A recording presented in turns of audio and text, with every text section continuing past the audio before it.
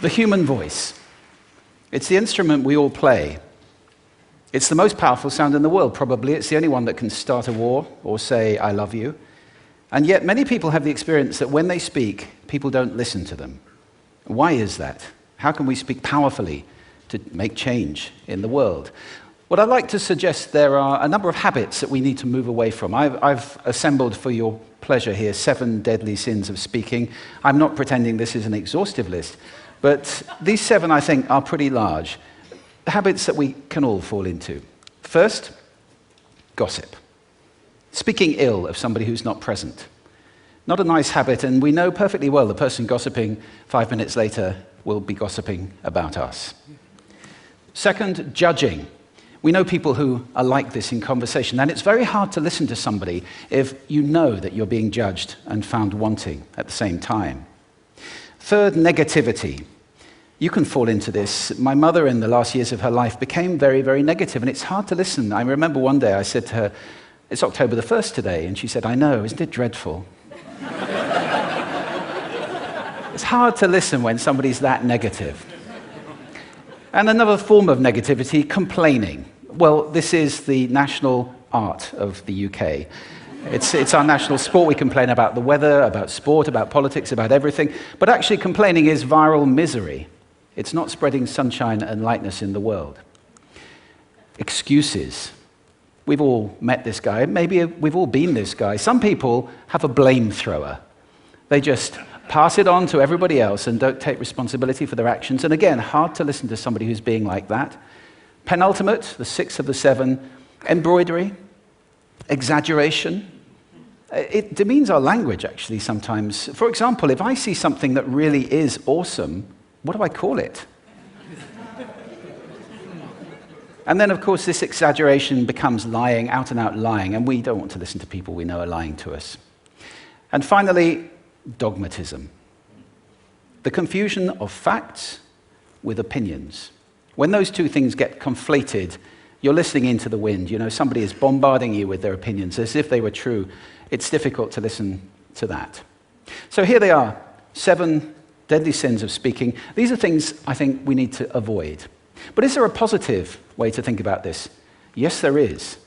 I'd like to suggest that there are 4 really powerful cornerstones, foundations, that we can stand on if we want our speech to be powerful and to make change in the world. Fortunately, these things spell a word. The word is hail, and it has a great definition as well. I'm not talking about the stuff that falls from the sky and hits you on the head. I'm talking about this definition, to greet or acclaim enthusiastically, which is, I think, how our words will be received if we stand on these 4 things. So what do they stand for? See if you can guess. The H, honesty, of course. Being true in what you say, being straight and clear. The A is authenticity, just being yourself. A friend of mine described it as standing in your own truth, which I think is a lovely way to put it. The I is integrity, being your word, actually doing what you say, and being somebody people can trust. And the L is love. I don't mean romantic love, but I do mean wishing people well. For 2 reasons. First of all, I think absolute honesty may not be what we want. I mean, my goodness, you look ugly this morning. Perhaps that's not necessary. Tempered with love, of course, honesty is a great thing. But also, if you're really wishing somebody well, it's very hard to judge them at the same time. I'm not even sure you can do those 2 things simultaneously. So hail. Also, now that's what you say, and it's like the old song, it is what you say, it's also the way that you say it. You have an amazing toolbox. This instrument is incredible, and yet this is a toolbox that very few people have ever opened. I'd like to have a little rummage in there with you now, and just pull a few tools out that you might like to take away and play with, which will increase the power of your speaking. Register, for example. Now, falsetto register may not be very useful most of the time, but there's a register in between. I'm not going to get very technical about this for any of you who are voice coaches.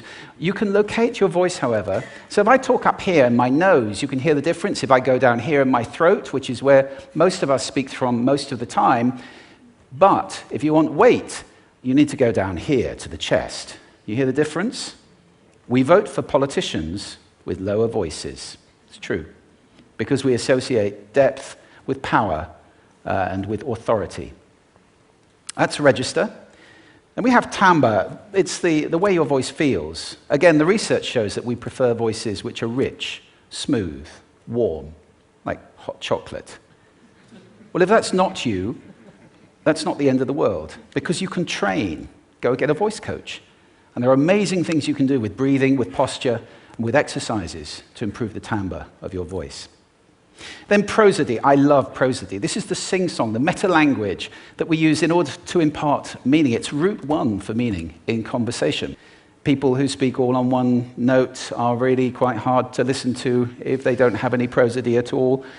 That's where the word monotonic comes from, or monotonous, monotone. Also, we have repetitive prosody now coming in, where every sentence ends as if it were a question. When it's actually not a question, it's a statement. And if you repeat that one over and over, it's actually restricting your ability to communicate through prosody, which I think is a shame. So let's try and break that habit. Pace. I can get very, very excited by saying something really, really quickly, or I can slow right down to emphasize. And at the end of that, of course, is our old friend, silence. There's nothing wrong with a bit of silence in a talk, is there? We don't have to fill it with ums and ahs. It can be very powerful. Of course, pitch often goes along with pace to indicate arousal, but you can do it just with pitch. Where did you leave my keys? Where did you leave my keys? It's a slightly different meaning in those two deliveries. And finally, volume. I can get really excited by using volume. Sorry about that if I startled anybody. Or I can have you really pay attention by getting very quiet. Some people broadcast the whole time. Try not to do that. That's called sodcasting. Imposing your sound on people around you carelessly and inconsiderately. Not nice. Of course, where this all comes into play most of all is when you've got something really important to do. It might be standing on a stage like this and giving a talk to people. It might be proposing marriage, asking for a raise, a wedding speech, whatever it is. If it's really important, you owe it to yourself to look at this toolbox and the engine that it's going to work on. And no engine works well without being warmed up. Warm up your voice. Actually, let me show you how to do that. Would you all like to stand up for a moment? I'm going to show you the 6 vocal warm-up exercises that I do before every talk I ever do. Anytime you're going to talk to anybody important, do these. First, arms up, deep breath in, and sigh out, like that. One more time. Very good. Now we're going to warm up our lips, and we're going to go bop, bop, bop, bop, bop, bop, bop, bop. Very good. And now, just like when you were a kid.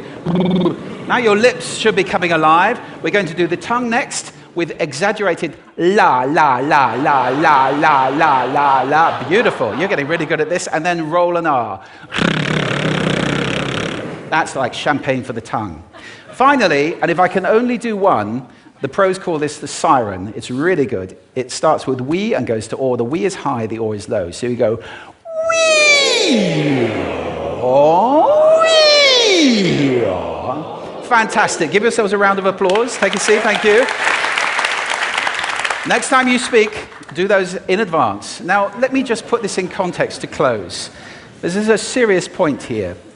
This is where we are now, right? We speak not very well into people who simply aren't listening in an environment that's all about noise and bad acoustics. I have talked about that on this stage in different phases.